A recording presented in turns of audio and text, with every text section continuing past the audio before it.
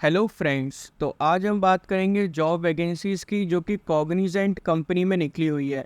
As usual Cognizant company का नाम तो सभी लोगों ने सुना हुआ है, तो वहीं पर ये जॉब वैकेंसी निकली हुई है। कॉग्निजेंट भी एक आईटी सेक्टर बेस्ड काफ़ी बड़ी कंपनी है, मतलब आईटी सेक्टर की बहुत बड़ी कंपनी है कॉग्निजेंट कंपनी, तो वहाँ पे जॉब वैकेंसी निकली हुई है। मैं आपको एक चीज़ इसमें क्लियर कर देता हूँ, ये भी परमानेंट जॉब वैकेंसी है, कोई कॉन्ट्रेक्चुअल जॉब वैकेंसी नहीं है, टोटली परमानेंट है। कॉन्ट्रैक्चुअल नहीं है, जैसे कि कॉन्ट्रैक्ट पीरियड होता है 1-2 साल का, उसके बाद एक्सटेंड कर दिया जाता है या फिर आपको निकाल दिया जाता है, दोनों में से कुछ एक होता है, ठीक है। तो ये कॉन्ट्रैक्चुअल जॉब वैकेंसी नहीं है, परमानेंट जॉब वैकेंसी है, ठीक है। और मैं आपको जॉब पोजीशन भी बता देता हूँ। जॉब पोजीशन है एनालिस्ट की जॉब पोजीशन यहाँ पे निकली हुई है, ठीक है। क्वालिफिकेशन में कंपनी के क्राइटेरिया के अकॉर्डिंग इन्होंने मांगी बीई की डिग्री, मतलब आपको इंजीनियरिंग की डिग्री आपके पास होनी चाहिए, ठीक है। अगर आपके पास इंजीनियरिंग की डिग्री है तो आप इसमें अप्लाई कर सकते हो। सिर्फ आपको डिग्री चाहिए और कुछ भी नहीं चाहिए, एक्सपीरियंस में कुछ भी नहीं चाहिए। फ्रेशर जॉब वैकेंसी है, ये सबसे अच्छी बात है कि यहाँ पे फ्रेशर अप्लाई कर सकते हैं। मैं ज़्यादातर कोशिश यही करता हूँ कि फ्रेशर जॉब वैकेंसी लेके आऊँ, क्योंकि एक्सपीरियंस वालों को तो मिल जाती है कहीं ना कहीं से, बट फ्रेशर जॉब वैकेंसी थोड़े सा इशू आता है, तो इसलिए ज़्यादातर कोशिश करता हूँ फ्रेशर जॉब वैकेंसी लेके आऊँ। और ये जो लोकेशन है ये भी बेंगलोर कर्नाटका की लोकेशन है, मतलब कि आप सिलेक्ट होते हो तो आपको यहाँ पे बेंगलोर कर्नाटका जाना पड़ेगा, ठीक है। तो इसी जॉब वैकेंसी का मैंने फुल वीडियो बनाया हुआ है, तो आप लोग स्टार्टिंग से लेकर एंड तक इस वीडियो में बने रहिए। हर एक एक चीज़ मैंने इस वीडियो में क्लियर की है। जॉब से रिलेटेड, वैकेंसी से रिलेटेड, ड्यूटीज़ से रिलेटेड, रोल्स एंड रिस्पॉन्सिबिलिटी क्या रहेगी, सैलरी कितनी रहेगी, हर एक एक चीज़ मैंने बताई हुई है।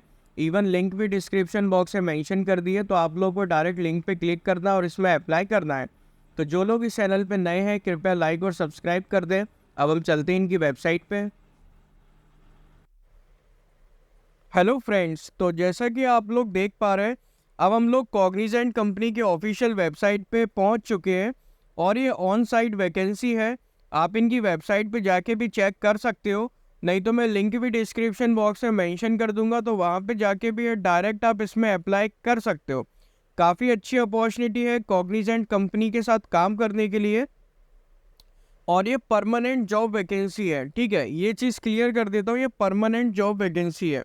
अब हम लोग बात कर लेते हैं ये किस पोजीशन पे निकली हुई है। पोजीशन का नाम है प्रोग्रामर एनालिस्ट की पोजीशन है। लोकेशन यहाँ पे मेंशन करी गई है, बेंगलोर कर्नाटका की यहाँ पे लोकेशन मेंशन है ठीक है। बेंगलोर कर्नाटका की लोकेशन यहाँ पे मेंशन है। जॉब आईडी भी इनकी तरफ से मेंशन करी है। और यहाँ पे दो ऑप्शन दिख रहे होंगे आपको, सेव जॉब और अप्लाई नाउ का। सेव जॉब इट मीन्स ये सेव हो जाएगी। अप्लाई नाउ का मतलब ये कि आप डायरेक्ट इसमें अप्लाई कर सकते हो, पर अभी हम अप्लाई नहीं करेंगे। नीचे आके एक बार पढ़ लेंगे कि और क्या क्या इसमें लिखा हुआ है हाँ, तो इसमें आके देखते हैं क्या क्या लिखा हुआ है। क्वालिफिकेशन की बात कर लेते हैं। क्वालिफिकेशन में यहाँ पे लिखा हुआ बी ग्रेजुएट, मतलब जिन लोगों के पास इंजीनियरिंग की डिग्री है वो इसमें अप्लाई कर सकते हैं। एमसी ग्रेजुएट, एमसी वाले भी इसमें अप्लाई कर सकते हैं। बी ग्रेजुएट कर सकते हैं, एमसी ग्रेजुएट कर सकते हैं, मतलब इंजीनियरिंग की डिग्री होनी चाहिए और एमसीए की डिग्री होनी चाहिए, तो आप इसमें अप्लाई कर सकते हो। अब यहाँ पे देखते हैं कि रिस्पॉन्सिबिलिटी में क्या क्या लिखा हुआ है। Requirement gathering, understand functional and non functional application security requirement, मतलब आपको समझ में आना चाहिए functional and non functional application security requirements, ये सारी, ये पहली चीज़ है।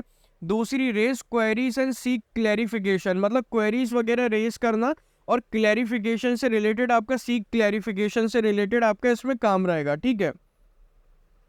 डिजाइन एनालिसिस में देखते हैं क्या क्या लिखा हुआ है। डेवलप प्रूफ ऑफ कॉन्सेप्ट, क्या चीज़ आपको डेवलप करनी पड़ेगी, प्रूफ ऑफ कॉन्सेप्ट, ये लिखा हुआ है। Understand dependency between application component versus design specification and raise clarification, आपको समझना पड़ेगा क्या चीज़ dependency between application oblique component versus design specification और क्लैरिफिकेशन रेस करना। अब कोडिंग में देख लेते हैं कि कोडिंग में क्या लिखा हुआ है।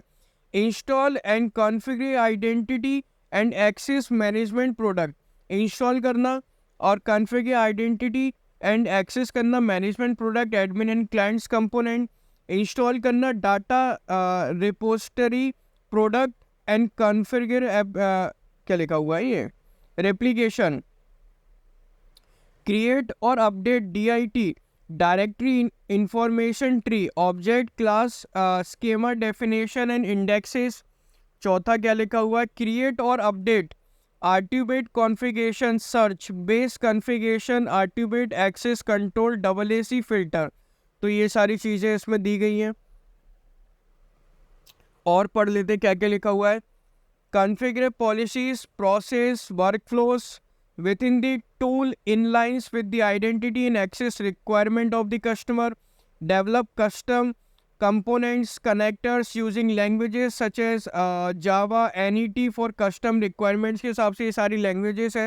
रेज करना clarification issues concern regarding work output to the lead on time, seek review from peer senior developer periodically, rework on the codes based on the code review, defects raised in unit testing or any other relevant testing phases, participate करना in code peers review as required ज़रूरत हो तो, highlights any potential risk to the lead and seek inputs to resolve issues related identified। ठीक है, ये सारे तो इसके काम हो गए। ठीक है, ये आपको काम करने पड़ेंगे।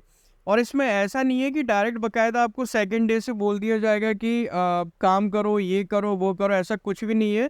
बाकायदा इसमें आपको ट्रेनिंग वगैरह सारी चीज़ें इसमें मिलेंगी, क्योंकि फ़र्स्ट ऑफ ऑल क्या होता है ना, आपको ट्रेनिंग पीरियड पे रखा जाता है। ट्रेनिंग पीरियड पे क्या होगा कि आपको बाकायदा इसमें ट्रेनिंग दी जाएगी, हर एक चीज़ आपको इसमें सिखाई जाती है। वो प्रोबेशन पीरियड रहता है कुछ टाइम के लिए, तो प्रोबेशन पीरियड में इसमें आपको सारी चीज़ें इसमें आपको बताई जाएंगी। ऐसा नहीं है कि सेकंड डे से बोल दिए काम करना है, ये करो वो करो। इससे क्या होगा, कंपनी का नुकसान होगा। क्यों होगा, क्योंकि आपको तो कुछ आता नहीं है, तो सिखाना तो पहले पड़ेगा ना।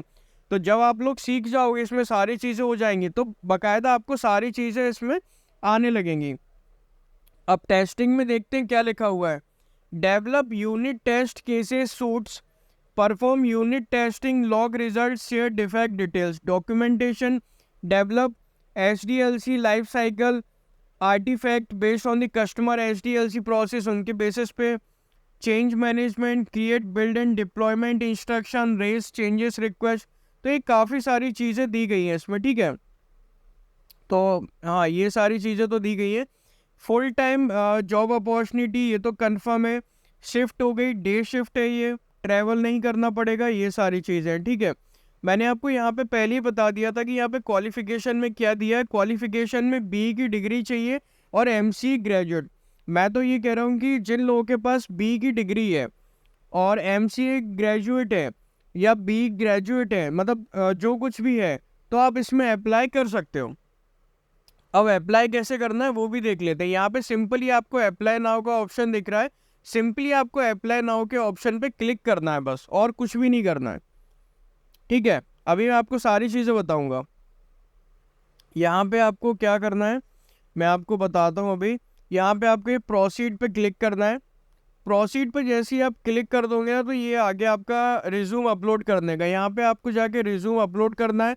फर्स्ट नेम लिखना है, लास्ट नेम लिख देना, ईमेल एड्रेस लिख देना, प्राइमरी कॉन्टैक्ट नंबर जिसको आप उठाते हो, पैन नंबर लिख देना। पता नहीं क्यों मांग रहे हैं, बट लिखना पड़ेगा क्योंकि स्टार मार्क्स है।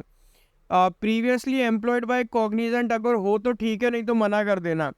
ठीक है, टोटल एक्सपीरियंस आपके पास कितना है वो लिख देना। स्किल्स क्या क्या है आपके अंदर, जो रिज्यूम में स्किल लिखी है वो लिख देना सारी, और नेक्स्ट पे क्लिक कर देना, आपकी एप्लीकेशन सबमिट हो जाएगी। ठीक है, thank you for watching this video.